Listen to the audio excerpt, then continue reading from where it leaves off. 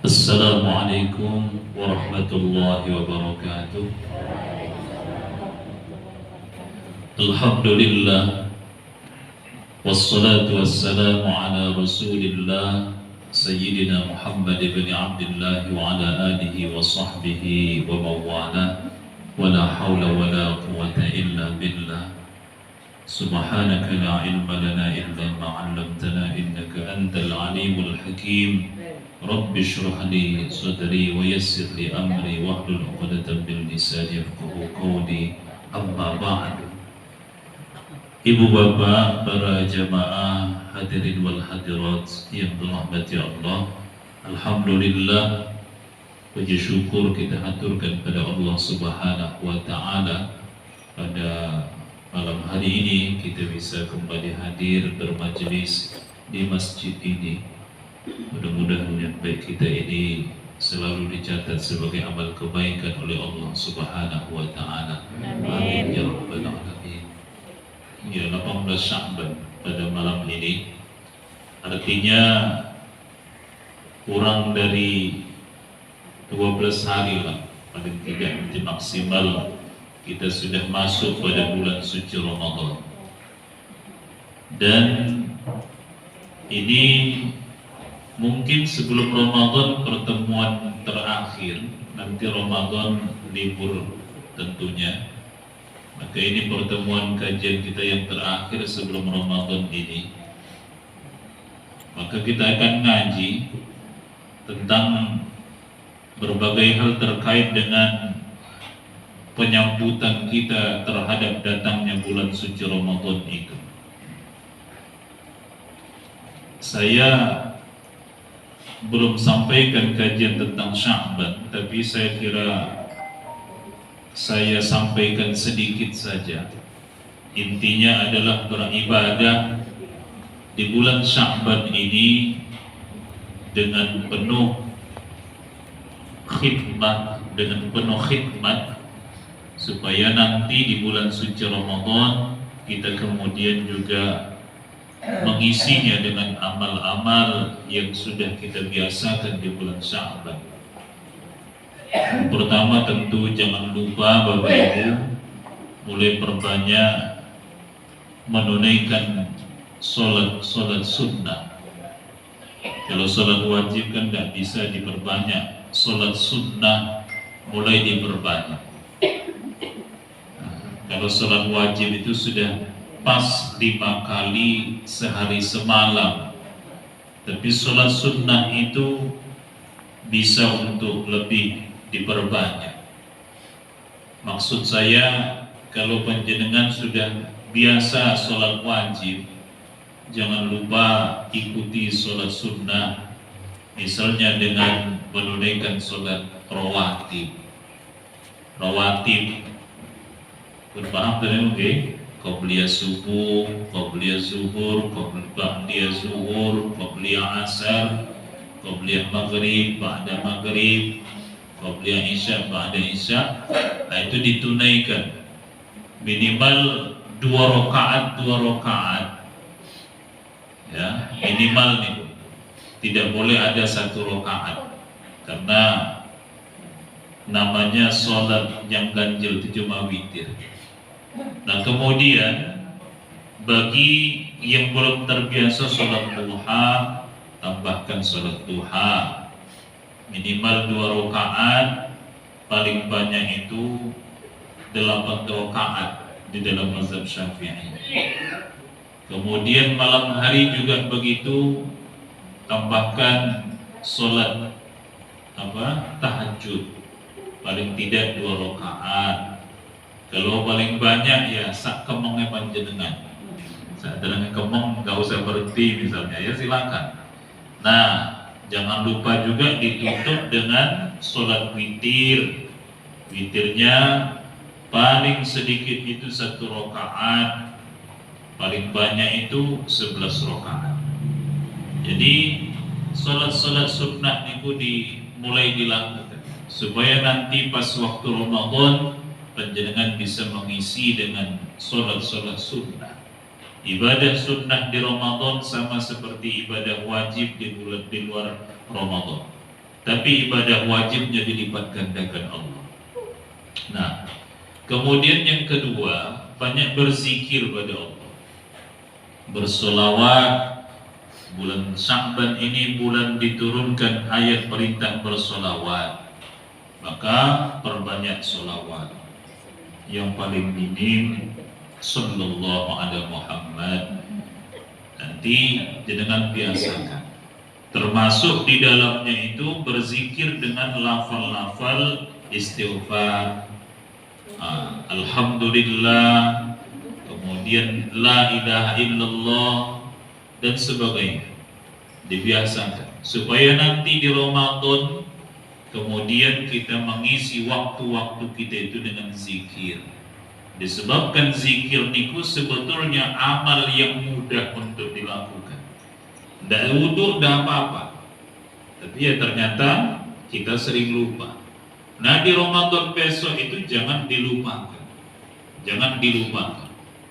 Nah, makanya kemudian bahkan kalau seandainya panjenengan besok di Ramadan itu merasa capek, letih sekali, atau mungkin haus yang luar biasa misalnya, jenengan kalau sulit mengendalikan diri dibandingkan membatalkan puasa, lebih baik panjenengan tidur. Tapi jangan lupa tidur niku diniati, ya Allah, ini saya tidur itu karena saya haus sekali ya Allah. Mengapa? Karena nanti isinya itu nanti bisa jadi rumah tangga orang, bisa jadi hal-hal yang buruk terjadi pada orang, lalu kita dengarkan, rusak ibadah kita. Jadi kalau dalam kondisi sulit seperti itu mending tidur. Bahkan dikatakan tidur itu mencegah seseorang dari maksiat kepada Allah. Makanya kan sering kita lihat misalnya kalau ada orang dalam posisi biasanya itu, maaf ya Bapak Ibu, biasanya itu judi. Niku nek pas tidur niku kan selamat dia dari judi. Gitu. Tidak ada kan orang main judi pas tidur, itu tidak ada kan. Nah, pas tidur ya tidur gitu. Akhirnya apa? Dia terbebas dari judi. Berzina juga begitu dan sebagainya. Mabuk juga begitu. Sehingga tidur niku bisa menjadi ibadah di sisi Allah. Nah, itu. Lalu kemudian supaya jangan sampai kita itu mengingat-ingat sesuatu yang tidak ada kaitannya dengan Allah, maka perbanyak zikrullah. Arahkan zikrullah itu dalam hati kita, sehingga hal-hal yang semacam itu tidak perlu menjadi isi dari pikiran kita. Tapi nanti kalau misalnya pas sholat asar, habis sholat asar mikir nanti apa buat suami, buat anak, buat kita sendiri, ya enggak apa-apa lah. Tapi jangan sampai habis subuh harus mikir ke buku. Maka itu artinya supaya kita fokus ibadah. Termasuk banyak baca Quran, Bapak Ibu. Banyak baca Quran, banyak bersedekah. Jadi itu diantara amalan-amalannya. Kalau nisfu Sya'ban sudah lewat, tapi yang pasti amalan-amalan termasuk puasa sunnah itu dianjurkan di bulan Sya'ban ini. Rasulullah itu bahkan tidak pernah ya, beliau itu sampai 1 bulan penuh itu isinya puasa di bulan Sya'ban. Dan jangan lupa bulan ini turfa'u a'malu ila rabbil alamin. Bulan yang dimana amal-amal kita diangkat kepada Allah Subhanahu wa ta'ala. Maka jangan lupa beramal, sekecil apapun beramallah, walau hanya dengan senyum wajah yang menyenangkan kalau dilihat orang. Jadi Bapak Ibu, itu diantaranya. Nah, malam ini saya ingin tambahkan terkait dengan seperti halnya sudah biasa kita lakukan pada bulan Sya'ban ini, yaitu tentang ziaratul kubur, dan juga ada yang dikatakan dengan sadranan dan ruwahan itu. Kata-kata sodron yang maknanya itu sodaro yasduru, maknanya itu yang dikeluarkan. Jadi yang dikeluarkan, di antara makna kata-kata sodaro yasduru itu sesuatu yang dikeluarkan.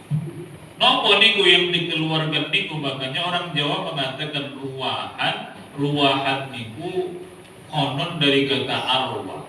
Arwah niku bentuk banyak atau jamak dari kata ruh.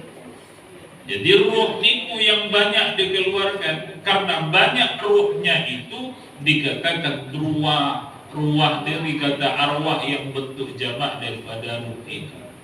Jadi roh itu banyak sekali yang keluar pada bulan Sya'ban ini. Menurut ya, dulu loh ya, sebelum Islam. Nah, kalau setelah Islam datang tidak begitu. Nah, ini yang penting untuk Bapak Ibu ketahui. Jadi dimodifikasi supaya tidak bertentangan dengan Islam. Apakah boleh dimodifikasi niku? Boleh.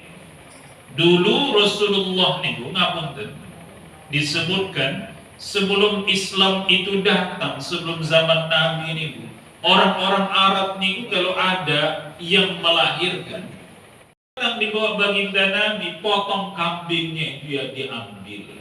Tapi tidak boleh darahnya ditampung untuk diusapkan ke kepala si bayi, tapi dicukur rambutnya, diusap dengan minyak wangi atau minyak zafaron misalnya. Itu yang kita kenal dengan apa? Akikoh nih. Jadi akikoh itu sebenarnya sebelum masa Nabi pun sudah ada, tapi perilakunya itu ada yang bertentangan. Itu dimodifikasi Nabi, motong kambingnya dibenarkan, diambil, tapi untuk darahnya dibuang, karena darah itu termasuk apa? Najis. Itu. Bahkan namun tawaf niku, tawaf mengelilingi Ka'bah niku, itu sebelum baginda Nabi lahir pun sudah ada. Tapi dulu orang-orang jahiliyah niku beda dengan kita. Kalau kita ke kiri, kalau mereka itu ke kanan. Dan juga maaf, pada waktu itu mereka tawaf itu ya tidak pakai baju.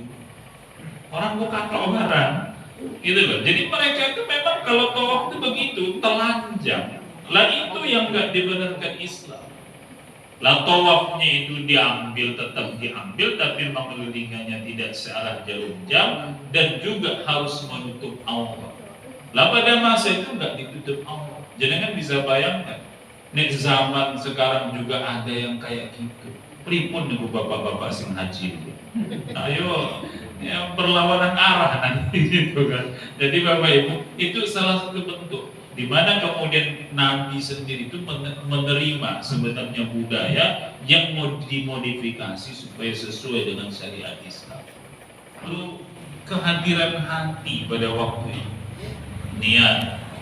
Nah, saya tidak tahu kalau di tempat ini misalnya apakah sederhana itu masih di makam atau sudah di masjid.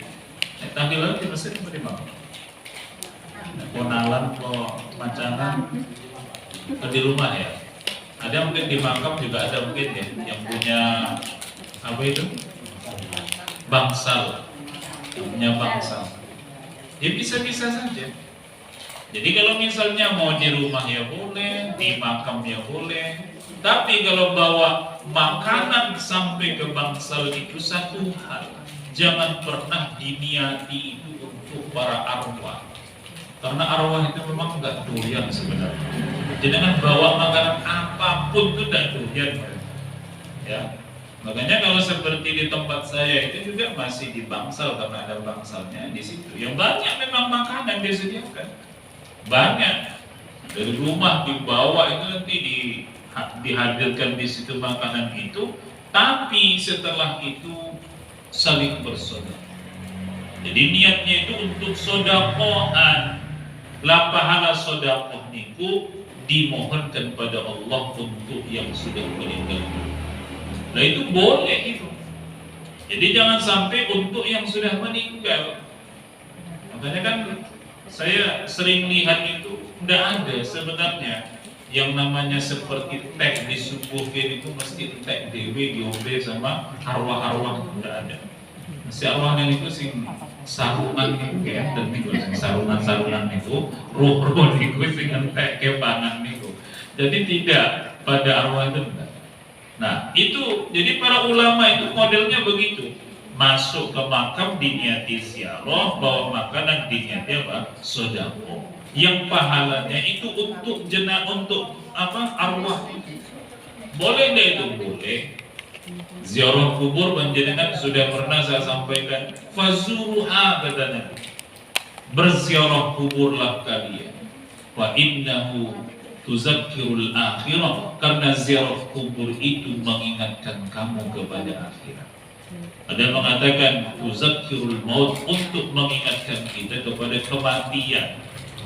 Makanya orang kalau seringkali hatinya masih keras niku, salah satu caranya adalah banyak-banyak ziarah kubur. Ziarah kubur. Dan jangan datang ke kuburan kan mesti keinginan mati dong.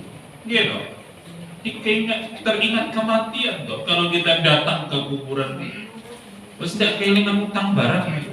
Lali jenengan utang panjenengan. Keinginan itu mati. Nah, utangnya itu lali nih. Jadi artinya apa? Memang ingatkan mati. Jangan sampai kemudian kita datang ke kuburan itu untuk niat yang lain. Lalu resik-resik makam dan sebagainya itu bagian dari yang harusnya memang kita lakukan. Jangan sampai makam itu tidak bersih. Lah memang kalau di Arab itu tidak ada model begitu resik-resik makam, karena di sana apa? Padang pasir semua, tidak ada rumput, tidak ada ilalang yang muncul. Seperti sekarang saja musim hujan pun tidak ada itu, di Baki itu bermunculan rumput-rumput macam-macam, tidak ada memang. Ya, tapi kalau kita di Indonesia ini, di Jawa ini misalnya pas musim hujan itu kalau tidak diresik itu gimana?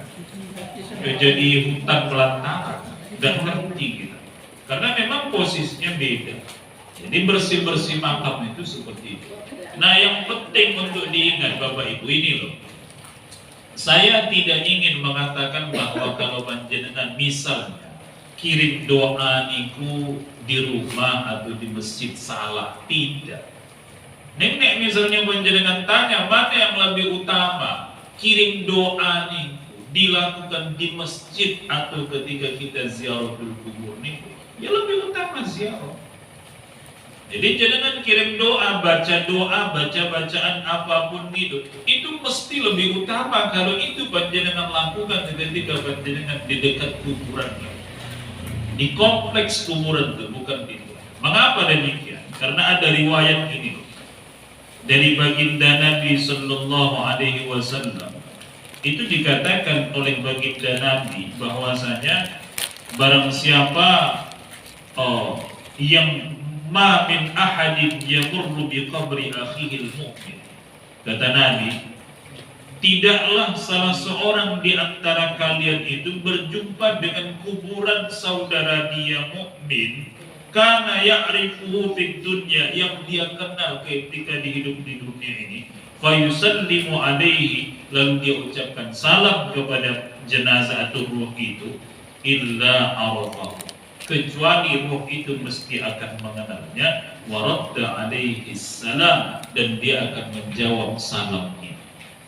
Jadi kalau misalnya kita ziarah kubur itu lebih utama memang dibandingkan kita kirim doanya itu lewat rumah atau di masjid misalnya. Mengapa? Karena kalau panjenengan kirim doanya itu di masjid atau kemudian hanya di rumah, jenengan tidak datang ke kuburan itu, ya jenengan cuma mengirimkan saja, tapi tidak diketahui oleh roh itu, dia nggak lihat panjenengan. Jadi bedanya begitu. Wong kalau Nabi katakan kita lewat kuburan mukmin, di situ ada orang yang sudah meninggal yang kita kenal pada waktu itu. Lalu jangan uluk salam, assalamualaikum, ya sebut nama dia misalnya. Dia akan kenal pada panjenengan dan dia jawab salam panjenengan. Waradda alaihi salam. Tapi kalau jenengan kemudian tidak kenal sama dia, jenengan cuma mengatakan uluk salam, dia akan jawab tapi dia tidak kenal pada panjenengan. Itu loh Bapak Ibu. Sehingga bagaimana? Ya lebih baik kalau dalam artian mana yang lebih baik itu lebih utama nih. Yang datang ke kuburan nih, kemudian apa? Uluk salam, bacakan doa untuk mereka, mereka akan gembira. Mungkin pernah saya katakan sama seperti anak yang kerja jauh sekali, bolak-balik tiap bulan dia kirimi panjenengan. Ini tidak pernah balik ke rumah, ndak pernah ketemu panjenengan. Kira-kira baik mana dibandingkan anak yang datang dia ke rumah ngantarkan uang nih kepada panjenengan? Kira-kira panjenengan lebih suka mana? Dia lebih suka yang datang kan? Datang ngasih kita uang, ya, datang ngasih kita uang. Karena ibu-ibu kelihatannya tidak datang ya tidak apa-apa, yang penting aja datang terus, bisa jadi nih, ya. Tapi maksudnya itu apa? Masalah keutamaan itu tetap lebih utama yang datang nih, karena yang datang nih kita tahu sama seperti ini. Makanya kemudian dikatakan misalnya oleh Syekh Ibnul Qayyim Al-Jauziyah itu, ini tentang masalah mengenalnya mereka pada kita yang datang ziarah itu. Dikatakan begini oleh beliau, waqad syara'an Nabi sallallahu alaihi wasallam li ummatihi. Nabi itu sudah mensyariatkan kepada umatnya, iza sallamu ala ahlil kubur. Seandainya kemudian mau mengucapkan salam kepada ahli kubur itu, ayyusallimu alaihim, maka ucapkanlah salam pada mereka, salama mayyukhatibuna, sebagaimana salam yang kau ucapkan terhadap orang yang ada di hadapan. Jadi maksudnya itu apa? Kalau mengucapkan salam kepada ahli kubur itu disyariatkan Nabi sama seperti kita mengucapkan salam kepada orang yang ada di hadapan kita. Berarti kalau yang di hadapan kita masihlah orang yang apa? Hidup atau mati? Dia masih hidup. Makanya kan assalamualaikumnya kan sama. Assalamualaikum, assalamualaikum. Orang yang masih hidup dia pakai assalamualaikum, orang yang sudah meninggal dunia pun pakai assalamualaikum. Tapi tambahannya bagi yang sudah meninggal ada ya ahlal kubur atau ya ahlal dia. Makanya hati-hati, jangan sampai bawah nih temu tombol nih assalamualaikum ya ahlal kubur. Mesti jangan dimarahin nih sama dia. Jadi itu lalu dikatakan begini, faqulu fayaqulu assalamualaikum dara qaumin mu'min wa hadza khitabun liman yasma'u wa yaqil. Jadi orang yang kita ajak bicara dengan mengucapkan salam itu adalah orang yang bisa berpikir, kemudian juga dia itu mendengar. Berarti jenengan datang ke kuburan itu kan dikatakan apa? Jenengan sedang berziarah, gitu. Kalau dalam bahasa Arab itu dikatakan zair. Zair itu orang yang menziarahi. Nah, artinya apa? Yang diziarahi itu adalah sesuatu yang berpikir dan mendengar. Makanya dikatakan zair, orang menziarahi. Menziarahi itu tidak sekedar kepada yang mati loh ya, kepada yang hidup ya dikatakan ziarah. Makanya jenengan datang ke rumah saya, sudah sampai di depan pintu rumah saya tidak tahu bahwa jenengan datang, itu jenengan tidak dikatakan berziarah. Kecuali kalau saya sudah tahu. Artinya apa? Kok orang kalau datang ke kubur itu mesti dikatakan berziarah? Itu disebabkan mestilah yang di dalam kubur itu tahu kedatangan kita, gitu loh, mengenal kita. Makanya kemarin kita ziarah kubur niku, harus dipahami niku bahwa para aulia Allah yang kita ziarahi itu, dia akan mendengar uluk salam kita itu. Makanya kan disyariatkan bagaimana? Ya kalau ketemu yang umum niku kan assalamualaikum ya ahlal kubur gitu. Tapi begitu kita sampai di hadapan kuburnya yang kita tuju niku, kita uluk salam dengan menyebutnya. Assalamualaikum ya waliyullah, assalamualaikum ya arifabillah, assalamualaikum ya syekh siapa, sebut nama dia. Lah jenengan juga bisa nih Bu. Artinya kalau jenengan datang ke makam orang tua kita, itu juga uluk salam. Lah kalau sebelum masuk ke melewati pagar misalnya, sebelum masuk ke situ kan kita umum assalamualaikum ya ahlal kubur. Tapi begitu sampai kemudian di makam yang kita tuju niku, sebut Assalamualaikum wahai bapak, wahai ibu, begitu. Assalamualaikum wahai anakku, gitu. Ini ya udah usah jangan tanya pripun kabar panjenengan, sehat panjenengan priko gitu kan. Nah, tidak perlu lah, intinya itu Assalamualaikum, semoga keselamatan untukmu wahai ayahku, wahai ibuku, wahai anakku, wahai istriku, wahai suamiku. Jangan bisa menyebut itu. Tapi kalau sudah berada di dekat makam yang dituju. Tapi kalau masih belum itu ya umum saja. Assalamualaikum ya ahlul kubur, seperti itu saja. Minimal begitu. Nah, kenapa itu? Ya karena mereka tahu. Makanya bahkan Syekh Ibnu Qayyim itu kemudian mengatakan bahwasanya itu mereka mendengar, mereka berpikir. Maka disyariatkan ketika kita mengucapkan salam itu pada yang mendengar dan berpikir. Makanya kepada benda-benda mati kan tidak sunnah, maka tidak perlu salam kepada benda-benda mati. Termasuk juga kepada hewan, karena hewan itu tidak berpikir. Bahkan termasuk kepada manusia yang pikirannya itu kurang 1%. Nah, 99%. Jadi tidak genap lah pikirannya. Nah itu tidak sunnah lu salam. Jadi bisa dia mendengarnya, dia bisa berpikir, itu menjadi syarat. Berarti apa? Orang yang diuluk salami dengan Assalamualaikum ya ahlal kubur, mestilah mereka itu hidup di sisi Allah, mereka bisa mendengar, juga mereka bisa berpikir. Tapi kan kita yang nggak tahu. Itu loh Bapak Ibu. Makanya kan di Quran itu dikatakan wala illa tashkurun, tapi kalian tidak mengetahuinya, tidak menyadarinya. Karena memang repot kan kalau kita menyadari salam dari para ahli kubur nih. Jawaban salam itu kan ya bahaya tuh kalau kita dengar dari mereka. Assalamualaikum ya ahlul kubur, waalaikumsalam. Saking budi dia budi. Tahlilan dia budi. Wahyu dan makanya kemudian tidak diperdengarkan Allah. Memang itu disengaja itu oleh Tuhan. Ya, kecuali manusia. Bahkan dikatakan di sini wassalafu mujammi'una ala haza wa qad tawatarat al-asaru bi anna al-majid ya'rifu ziyaratal hayy lahu wa yastabshiru. Ulama salaf itu sudah sepakat. Apa kata mereka? Bahwasanya majid itu mengetahui ziarah yang dilakukan oleh orang-orang yang hidup itu kepada dia, dan mereka senang dengan kedatangan kita. Itu loh yang saya katakan tadi, mengapa kok lebih utama kita ziarah dibandingkan mendoakan di rumah. Itu lebih utama kita ziarah, kita doakan di dekat kubur itu dibandingkan kita hanya mendoakan dari rumah.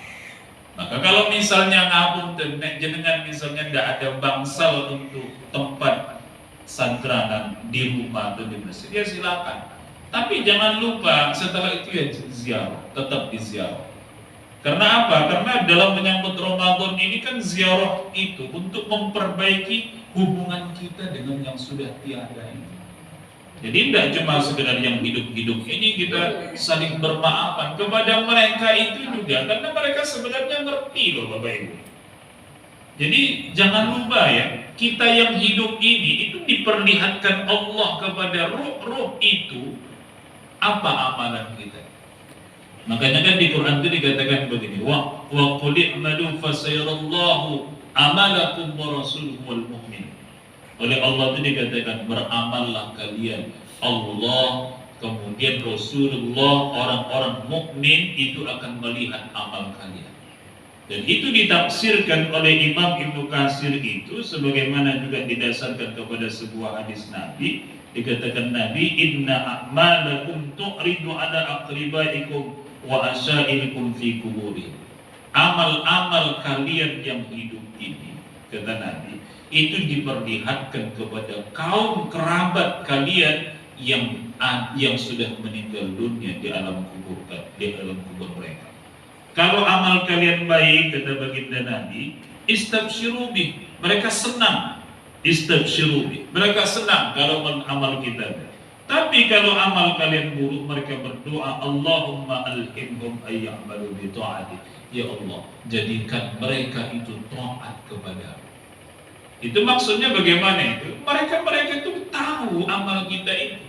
Coba jangan bayangkan, misalnya seperti orang tua kita sudah tidak ada, kita beramal buruk, ya tahu mereka sedih apa gembira mereka lihat amal buruk kita ini. Mesti sedih. Lah itu loh yang perlu diperbaiki.